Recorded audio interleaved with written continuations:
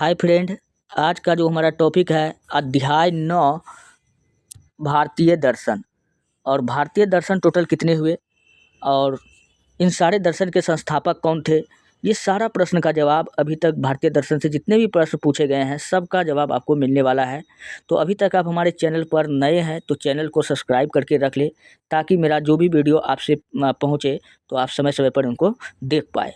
और अभी इतिहास चल रहा है, इतिहास जैसे ही कंप्लीट हो जाएगा पॉलिटिकल पढ़ाया जाएगा, बायोलॉजी पढ़ाया जाएगा, फिजिक्स पढ़ाया जाएगा, केमिस्ट्री पढ़ाया जाएगा, टॉपिक वाइज टॉपिक। और उसके बाद में मैं आपको कंप्लीट प्रैक्टिस सेट करवाऊँगा। अगर आपको वीडियो अच्छा लग रहा है तो चैनल को सब्सक्राइब कर लीजिए। और अगर आपको पीडीएफ चाहिए तो आप जाइए हमारे टेलीग्राम चैनल पर इतिहास की दुनिया 99 लिख करके वीडियो का पीडीएफ प्राप्त कर सकते हैं। तो चलिए हम लोग बिना समय गवाए टॉपिक को हम लोग स्टार्ट करते हैं। तो यहाँ से हमारा 1 नंबर का प्रश्न स्टार्ट हो जाता है, न्याय दर्शन के प्रणेता कौन थे। तो न्याय दर्शन के संस्थापक आपसे पूछ रहा है कि वह कौन था, तो वो था गौतम मुनि। कौन था? गौतम मुनि था। तो गौतम मुनि के बारे में और भी बात हम लोग जानते हैं, डिस्कशन करते हैं। न्याय दर्शन का प्रवर्तक अक्षपाद गौतम ने किया था, यानी गौतम मुनि ने किया था, महर्षि गौतम मुनि ने किया था। न्याय का शाब्दिक अर्थ है तर्क या निर्णय। वात्सायन ने न्याय को समस्त विधाओं का द्वीप कहा है। अब क्वेश्चन आपसे पूछा जाएगा, किसने न्याय दर्शन को या न्याय को समस्त विधाओं का द्वीप कहा है, तो कौन कहा है? वात्सायन। और वात्सायन का किताब का नाम मोस्ट इम्पोर्टेंट है, इनके किताब का नाम क्या है? कामसूत्र। क्या नाम है? कामसूत्र। आप इनके बुक का भी नाम याद रख लीजिए। और चलिए हम लोग देखते हैं, न्याय दर्शन में 16 पदार्थ या तत्वों का अस्तित्व को स्वीकार किया गया है। न्याय दर्शन मूल ग्रंथ गौतम कृत न्याय सूत्र है। वैशेषिक दर्शन के ही भांति न्याय दर्शन में भी पदार्थ के तत्व ज्ञान से निःश्रेयस की सिद्धि बताई गई है। चलिए बढ़ते हैं नेक्स्ट प्रश्न। अगला प्रश्न है, कर्म का सिद्धांत किससे संबंधित है। दोस्तों, किस दर्शन से कर्म का सिद्धांत संबंधित है? यहाँ पे नीचे आपको कुछ दर्शन दिया गया है, न्याय दर्शन, मीमांसा दर्शन, वैशेषिक दर्शन और वेदांत दर्शन। तो किस दर्शन से कर्म का सिद्धांत संबंधित है, तो आपका राइट हो जाएगा वेदांत दर्शन। ऑप्शन नंबर सी राइट होगा। चलिए हम लोग देखते हैं, कर्म का सिद्धांत मीमांसा दर्शन से संबंधित है। अच्छा, कर्म का सिद्धांत किससे है? मीमांसा दर्शन से भी सिद्धांत है। और छोड़िए दोस्तों, ये बी हो जाएगा, मीमांसा दर्शन हो जाएगा, वेदांत नहीं। आप सोच रहे थे ये लग गया, इधर लग गया, कोई बात नहीं है। तो मीमांसा दर्शन से संबंधित है, तो वेदांत नहीं होगा, गलत है। तो मीमांसा दर्शन से संबंधित है। पक्ष प्रतिपक्ष को लेकर वेद वाक्यों में वर्णित अर्थ के विचार का नाम मीमांसा है। इसे पूर्व मीमांसा या कर्म मीमांसा या धर्म मीमांसा भी कहते हैं। और मीमांसा दर्शन को हम लोग कितने नाम से जानते हैं? पूर्व मीमांसा, कर्म मीमांसा या धर्म मीमांसा भी कहते हैं। नेक्स्ट है, कुमरिल भट्ट मीमांसा दर्शन के प्रमुख आचार्य थे। अब क्वेश्चन पूछा जाएगा कि मीमांसा दर्शन के प्रमुख आचार्य कौन थे, तो आपको बताना है कुमरिल भट्ट, जिनकी गणना भारतीय दर्शन के मूर्धन्य आचार्यों में की जाती है। जबकि जैमिनी ने मीमांसा दर्शन में वर्णाश्रम व्यवस्था का वर्णन किया। वर्ण आपको पता है 4 वर्ण उस जमाने में हुआ करता था, ब्राह्मण, वैश्य, क्षत्रिय, शूद्र, ये 4 गो वर्ण था उस जमाने में। तो इन सब का वर्णन कौन किया है? जैमिनी ने किया है। मीमांसा दर्शन में भारतवर्ष के धर्म तथा वर्णाश्रम व्यवस्था आदि विचारों का वर्णन है। और दर्शन कितने हैं? 6 दर्शन है। वर्ण कितना है? 4 है। आपको ये सभी याद रखना है। नेक्स्ट है, अद्वैत दर्शन के संस्थापक कौन है? अद्वैत दर्शन के संस्थापक कौन है? तो अद्वैत दर्शन के संस्थापक है शंकराचार्य। कौन है? शंकराचार्य है। तो इसका ऑप्शन नंबर 1 क्या होगा? राइट होगा। और शंकराचार्य के बारे में हम लोग जानते हैं, यहाँ डिस्कशन नीचे दिया हुआ है। आदि शंकराचार्य अद्वैत दर्शन के प्रणेता है, यानी संस्थापक है। शंकराचार्य ने उपनिषद, वेदांत सूत्रों पर टीकाएँ लिखी तथा द्वैतवाद का समर्थन किया। अब इसके बारे में आपको याद रखना है कि शंकराचार्य ने क्या किया था? उपनिषद, वेदांत सूत्रों पर टीकाएँ लिखी तथा अद्वैतवाद का समर्थन किया। आपको ये भी बात याद रखना है। और उपनिषद पूछेगा कितना है, तो टोटल दोस्तों उपनिषद कितना है? 108 है। क्या है? उपनिषद 108 है। वेद 4 है, आपको याद रखना है। और इन्होंने भारतवर्ष में 4 मठों की स्थापना किया था। पूछेगा कि शंकराचार्य ने भारत में कितने मठों का स्थापना किया था, तो 4 मठों का स्थापना किया था। पहला है बद्रिका आश्रम, फिर है श्रृंगेरी, फिर है पीठ, फिर है द्वारका पीठ, शारदा पीठ। तो यहाँ पर कितना हो गया, तो श्रृंगेरी पीठ, द्वारका पीठ, शारदा पीठ, एक है बद्रिकाश्रम। तो इस प्रकार 4 मठों का स्थापना किया था। ब्रह्मसूत्र पर उनका भाष्य शारीरिक शास्त्र कहलाता है। क्वेश्चन पूछेगा कि ब्रह्मसूत्र पर उनका भाष्य, उसका भाषण क्या कहलाता है। भाषण मतलब क्या, भाषण क्या कहलाता है, तो आपको बताना है कि शारीरिक शास्त्र कहलाता है। चौथा नंबर का प्रश्न है, भारतीय दर्शन के संदर्भ में निम्नलिखित कथनों पर विचार कीजिए। और भारतीय दर्शन के संबंध में इनमें से 4 को ऑप्शन दिया है, 3 को ऑप्शन दिया है। तो पहले आप यहाँ देखिए कौन इनसे सही है तीनों ऑप्शन में। तो भारतीय दर्शन के संदर्भ में निम्नलिखित कथनों पर विचार कीजिए, तो इनका मुख्य विषय मोक्ष रहा है। हाँ, ये भी बात सही है। भारतीय दर्शन में जितने भी दर्शन है, सबका क्या है कि सबका जो मुख्य विचार है मोक्ष को प्राप्ति करना है। तो ये बात क्या है, इनका सही है। तो 1 नंबर क्या होगा, सही हो जाएगा। मोक्ष का वर्णन सर्वप्रथम वेदों में किया गया है। मोक्ष का वर्णन वेदों में नहीं किया गया है, उपनिषद में भी है, और इसके बाद में फिर जितने भी दर्शन हुए 6 दर्शन में भी है। तो यहाँ पर करा सिर्फ वेदों में, ये बात तो गलत है। तो दूसरा नंबर क्या हो जाएगा, गलत हो जाएगा। सर्वाधिक प्राचीन दर्शन सांख्य है, हाँ, जिनके संस्थापक कौन है, कपिल मुनि। सांख्य दर्शन के संस्थापक कौन है, कपिल मुनि। ये सबसे प्राचीन दर्शन है, तो ये भी बात सही है। तो ऑप्शन 1 और ऑप्शन 3 क्या होगा, बिल्कुल राइट हो जाएगा। तो ऑप्शन सी नंबर यहाँ पर क्या हो जाएगा, राइट हो जाएगा। और चलिए हम लोग इनके डिस्कशन को हम लोग देखते हैं। भारतीय दर्शन का मुख्य विषय मोक्ष रहा है, और जितने भी दर्शन था मैंने पीछे भी जस्ट बता करके आया हूँ कि सबका उद्देश्य एक ही था कि मोक्ष के प्राप्ति करना, जिसका अर्थ है जन्म और मृत्यु के चक्र से मुक्ति। जितना भी मनुष्य यहाँ पर जन्म लिया है, सबका उद्देश्य दोस्तों यही है कि मोक्ष को प्राप्ति करना। हाँ, ये अलग बात है कि मनुष्य जन्म लेकर के यहाँ सांसारिक मोह माया में पड़ जाता है, जिसके बाद में एक झूठ पर झूठ, रुपया पैसा के लिए झूठ, इस माया में फंसकर उलझ जाता है। लेकिन अक्सर जो है दोस्तों, जितना भी लोग हैं, सबका एक अंतिम उपदेश यही है कि इस धरती से मोक्ष को प्राप्त करना। जैसे आप इस बात से सोच सकते हैं, क्या महात्मा बुद्ध पागल था, वो तो राजा था ना, उसको घर क्यों त्यागना पड़ा, क्यों वो जो है एक साधु के वेशभूषा में रहने लगा, उसके पास तो सब कुछ था। तो आप समझ सकते हैं, इस बात का अंदाजा लगा सकते हैं। मोक्ष का सर्वप्रथम वर्णन कहाँ किया गया है, अभी भी मैंने बताया कि उपनिषद में भी है, तो उपनिषद में भी किया गया है। मोक्ष का सर्वप्रथम वर्णन कहाँ किया गया है, उपनिषद में किया गया है। याद रखना है, सांख्य की व्युत्पत्ति संख्या शब्द से हुई है। अच्छा, सांख्य जो हमारा ये दर्शन है, इसका जो उत्पत्ति पूछेगा किससे हुआ है, तो आपको बताना है कि संख्या से हुआ है। इसे सर्वाधिक प्राचीन दर्शन माना जाता है। ईस्वी के आरंभ तक दर्शन के 6 संप्रदाय का विकास हुआ। मैंने अभी भी बताया कि टोटल जो है दोस्तों 6 प्रकार का दर्शन है, जिसे सांख्य दर्शन, योग दर्शन, न्याय दर्शन, वैशेषिक दर्शन, मीमांसा दर्शन और वेदांत दर्शन कहा जाता है। इस प्रकार टोटल कितना दर्शन हुआ, 6 दर्शन हुआ। चलिए बढ़ते हैं, नेक्स्ट अगला है, प्राचीन सांख्य दर्शन में किसका महत्वपूर्ण योगदान है। प्राचीन सांख्य दर्शन में किसका महत्वपूर्ण योगदान है, तो सांख्य दर्शन के पिता हम लोग किसको कहते हैं, कपिल मुनि को कहते हैं। तो इन्हीं का ना योगदान होगा। तो ऑप्शन 1 क्या हो जाएगा, बिल्कुल राइट हो जाएगा। अच्छा, चलिए इनके डिस्कशन को देख लेते हैं अब हम लोग। सांख्य दर्शन भारतीय दर्शन के प्राचीनतम संप्रदाय में से एक है, मतलब सबसे पुराना दर्शन पूछे तो सांख्य बताना, पीछे बता के आए हैं। महर्षि कपिल को सांख्य दर्शन तत्व पर आधारित ज्ञान का प्रणेता माना जाता है, अर्थात इनके जनक शास्त्र पूछेगा कौन है, तो महर्षि कपिल है। उन्होंने सांख्य सूत्र, इनका किताब का नाम क्या है, सांख्य सूत्र एवं तत्व समाज नामक ग्रंथों की रचना की थी। कपिल ने सर्वप्रथम विकासवाद का प्रतिपादन किया। अच्छा, अब आपको से ये क्वेश्चन पूछा जाएगा कि विकासवाद का प्रतिपादन किस दर्शन के गुरु ने किया था, तो आपको बताना है सांख्य दर्शन के गुरु महर्षि कपिल ने किया था। इन्हें अनिश्वरवादी भी माना जाता है, मतलब ये ईश्वर पर विश्वास नहीं करते थे। तो अनिश्वरवादी, जो ईश्वर पर विश्वास नहीं करता है उसको क्या कहते हैं, अनिश्वरवादी। लेकिन दोस्तों एक बात याद रखना है, लेकिन गीता में इन्हें श्रेष्ठ मुनि कहा गया है, लेकिन ये गीता को मानता था।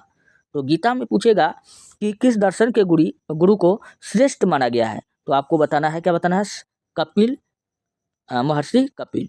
नेक्स्ट है, निम्नलिखित में किस दर्शन को लोकायत दर्शन कहा जाता है। अब यहाँ पर आप देखिए, लोकायत दर्शन हम लोग किस दर्शन को कहते हैं, हम लोग चारवाक दर्शन को लोकायत दर्शन भी कहते हैं। तो ऑप्शन नंबर सी क्या होगा, राइट होगा। अब हम लोग चारवाक दर्शन के बारे में यहाँ पर देखिए नीचे दिया हुआ कुछ दिया है। तो चार्वाक दर्शन के बारे में क्या है, चार्वाक दर्शन को लोकायत दर्शन भी कहा जाता है। यह भौतिकवादी दर्शन है और इसके प्रवर्तक पूछेगा कौन है, तो चार्वाक है। इसमें लोक अर्थात दुनिया के साथ गहरे संबंध को महत्व दिया गया है। यह दर्शन वेद ब्रह्मा भी कहलाता है। पूछेगा कि किस दर्पण को वेद ब्रह्मा कहा जाता है, तो चार्वाक दर्शन को कहा जाता है। चार्वाक दर्शन के अनुसार पृथ्वी जो है, जल, तेज तथा वायु, ये 4 ही तत्व सृष्टि के मूल कारण है। दोस्तों, अगर आपको वीडियो अच्छा लगता है, हेल्पफुल लगता है, तब आप हमारे चैनल को सब्सक्राइब कर लीजिए और वीडियो को लाइक कर लीजिए। जितना हो सके अपने दोस्तों में शेयर कर दीजिए। मैं हर रोज़ आपके लिए एक न एक वीडियो या एक से अधिक वीडियो भी लाता रहता हूँ। अगर आपको पीडीएफ चाहिए तो चल जाइए आप हमारे टेलीग्राम चैनल पर। वहाँ पर आप इतिहास की दुनिया 99 लिख करके वीडियो का पीडीएफ प्राप्त कर सकते हैं। नहीं तो वीडियो के डिस्क्रिप्शन में लिंक डाल दिया जाएगा। तो आज हमारा 9वां क्लास था। अगला जो हमारा टॉपिक आएगा अध्याय 10 होगा। तो आप लोग चैनल को सब्सक्राइब करके रखिए। मिलते हैं नेक्स्ट वीडियो में। धन्यवाद। जय हिंद।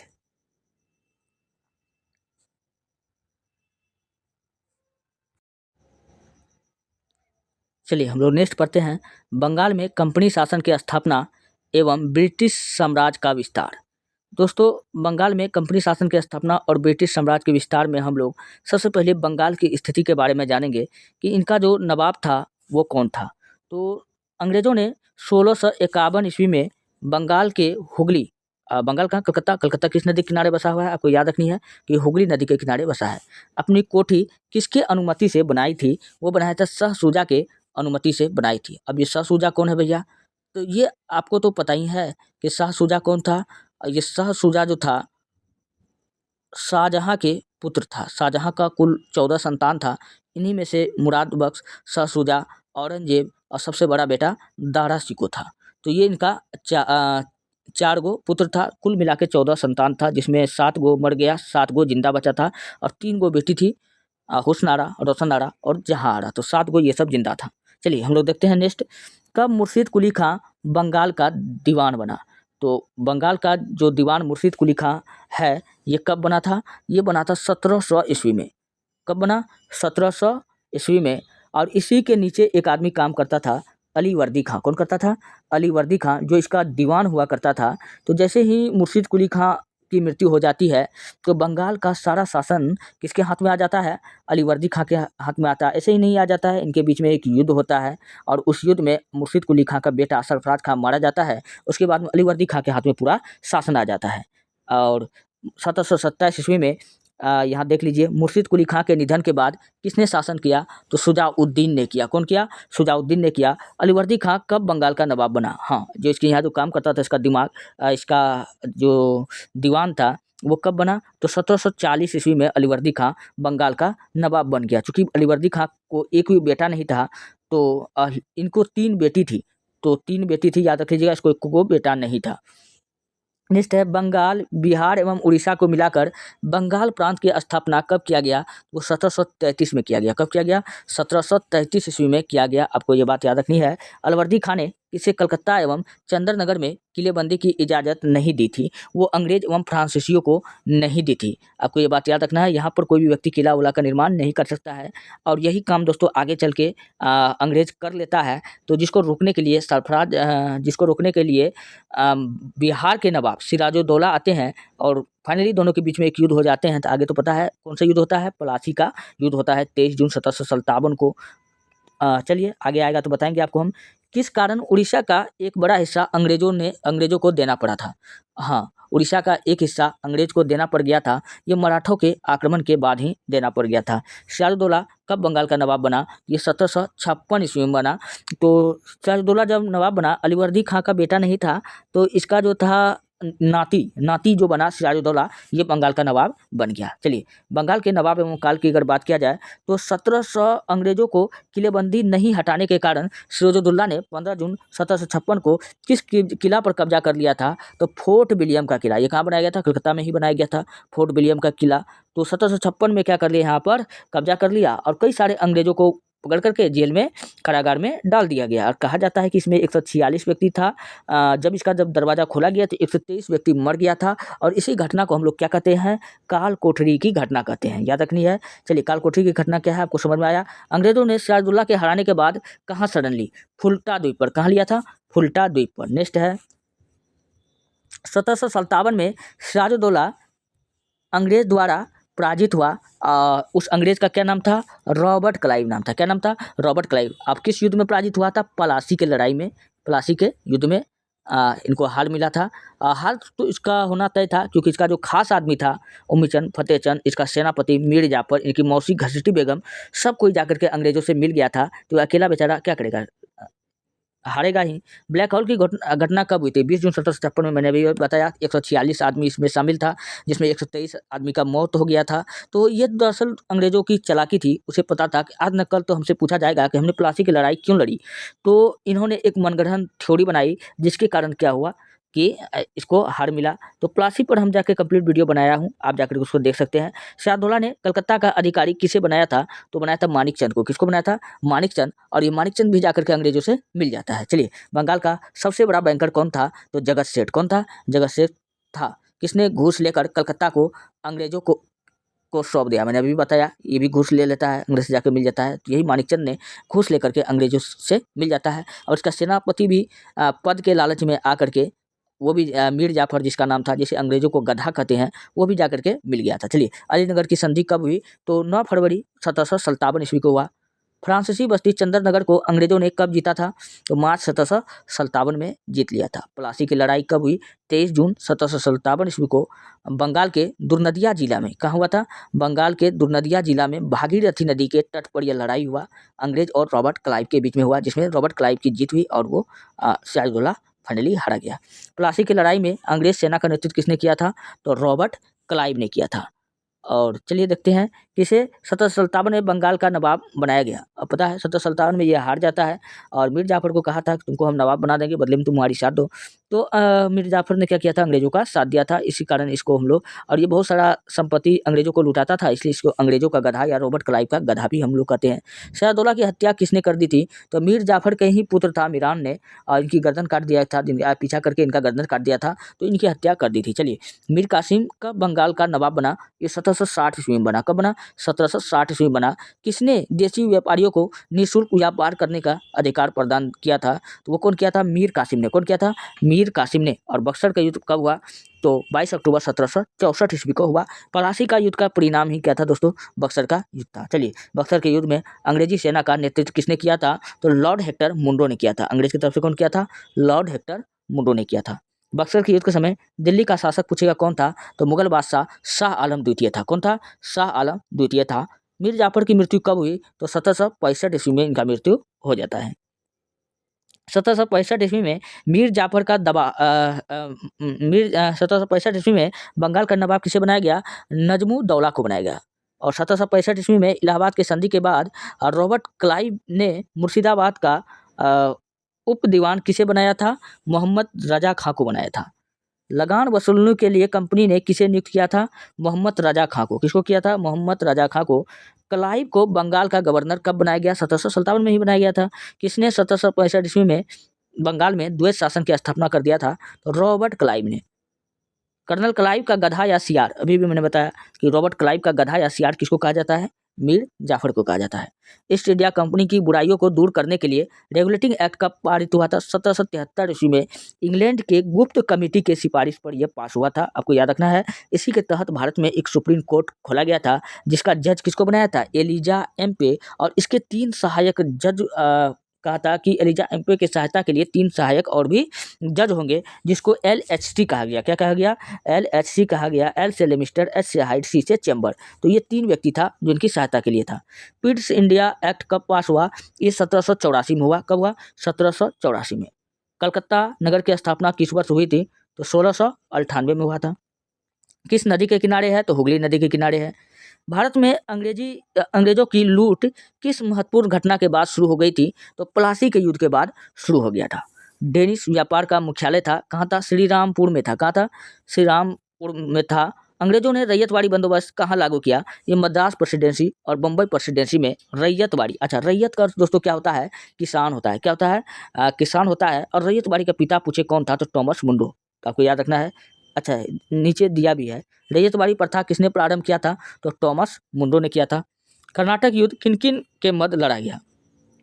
अंग्रेज और फ्रांसीसी के बीच में लड़ा गया। और तीसरा युद्ध में कर्नाटक के युद्ध में हाँ, इसके बीच में लड़ा गया। चलिए आगे होगा। भारत में अंग्रेजों की सर्वश्रेष्ठ किस युद्ध से स्थापित हुई? हाँ, वो बक्सर का युद्ध जब जीत जाता है, क्योंकि बक्सर में ही हमको पता है कि यहाँ मुगल बादशाह शाह आलम सेकंड था। अनजान में ही मुगल बादशाह हार जाता है। वो पूरा भारत का बादशाह था, जब वही हार गया तो अंग्रेजों ने पूरा भारत पर अधिकार कर लिया।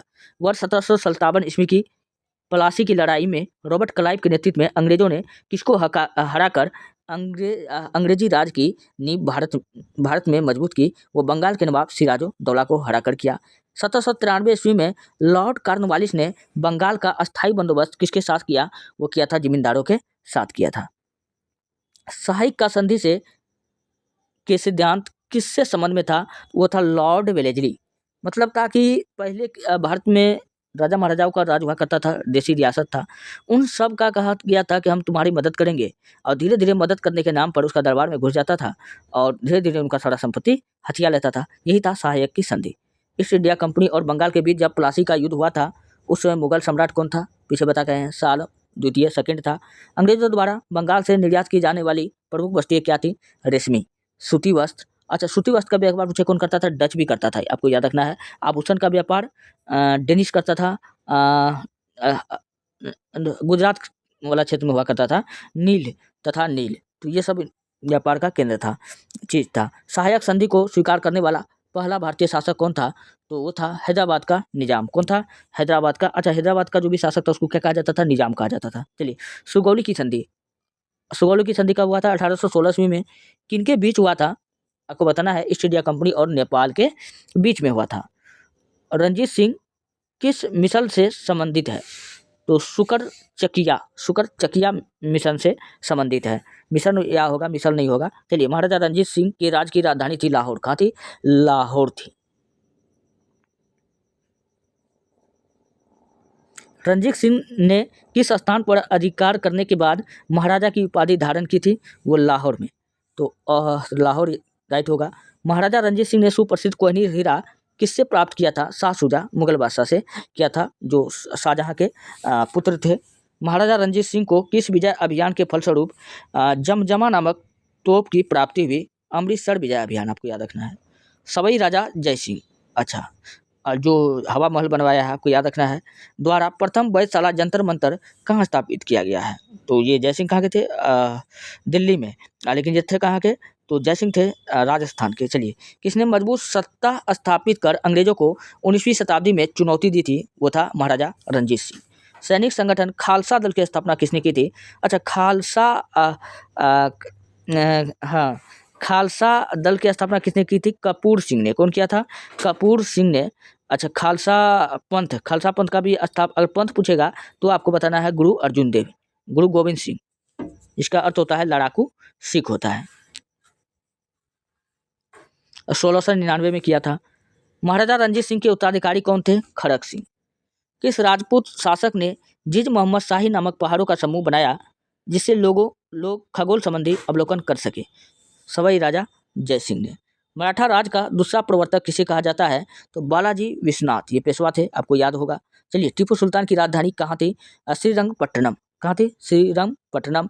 और तीसरा आंग्ल मैसूर युद्ध में टीपू सुल्तान की क्या हो जाती है? मृत्यु हो जाती है। किसने भारत को में अंग्रेजों का सर्वाधिक विरोध किया? तो वो मराठों ने किया था। कौन किया था? मराठों ने किया। किसने अंग्रेजों से लड़ते हुए वीरगति को प्राप्त किया था? टीपू सुल्तान, तीसरे युद्ध में, तीसरे आंग्ल मैसूर युद्ध में। टीपू सुल्तान की मृत्यु 1799 में कहाँ हुई थी? श्रीरंगपट्टनम में हुई थी। भारतीय शासक में कौन जिसने विदेशों में आधुनिक पद्धति में दूतावास स्थापित किए? वो कौन था? टीपू सुल्तान था। इसे शेरे मैसूर कहा जाता है। ब्रिटिश के साथ बेसिन की संधि पेशवाओं से किसने की थी? बाजीराव द्वितीय ने किया था। वाडियार कहाँ के शासक थे? वो मैसूर रियासत के थे। फ्रेंच ईस्ट इंडिया कंपनी का जनक कौन था? कोलबर्ट था। फ्रांसीसी गवर्नर था ये कौन था? कोलबर्ट। तो आपको याद रखना है। वास्को डी गामा ने द्वितीय बार भारत की यात्रा कब किया था? वो किया था 1502 में, पहली बार 1498 ईस्वी में किया था। आपको ये भी बात याद रखनी है। और Vasco D gamma total Bharat में 3 बार आया था और इससे कब्र भी कहाँ है? केरल कोच्चि में है, आपको याद रखना है। अंग्रेजों ने डचों को भारत में आखिरी क्षेत्राधिकार क्षेत्र से कब बेदखल कर दिया था? 1759 ईस्वी में, और में डच को कर दिया गया था। और ये सूती वस्त्र का व्यापार करते थे डच यहाँ पर। भारत से व्यापार करने के उद्देश्य से अंग्रेज ने ईस्ट इंडिया कंपनी की स्थापना कब किया था? 1600 ईस्वी में, 21 दिसंबर 1600 ईस्वी में किया था। और है चलिए ये रहा दोस्तों आज का, यहाँ ही तक हम छोड़ देते हैं, वीडियो नहीं तो लंबा हो जाएगा। नेक्स्ट यहाँ पे मैंने 2 वीडियो को जोड़ दिया। अगर आपको वीडियो अच्छा लगता है, हेल्पफुल लगता है तो हमारे चैनल को सब्सक्राइब कर लीजिए, वीडियो को लाइक कीजिए, जितना हो सके अपने दोस्तों में शेयर कर दीजिए। और हाँ, पीडीएफ चाहिए तो आप जाइए हमारे टेलीग्राम चैनल पर, वहाँ पर अब इतिहास की दुनिया 99 लिख करके वीडियो का पीडीएफ प्राप्त कर सकते हैं। चलिए मिलते हैं नेक्स्ट वीडियो में, धन्यवाद।